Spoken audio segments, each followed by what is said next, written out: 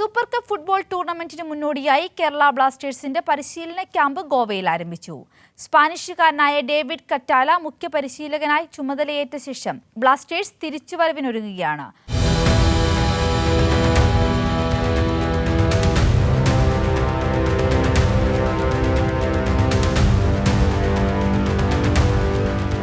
ഈ മാസം 25-നാണ് Indian super cup football ആരംഭിക്കുന്നത്.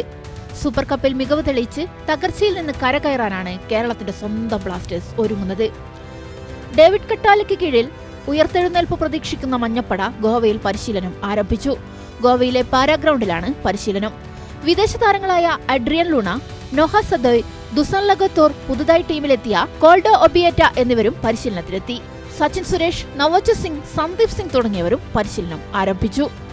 മധ്യനിര താരം ഡാനിഷ് ഫറൂഖ് ദേശീയ ടീമിലാണുള്ളത്.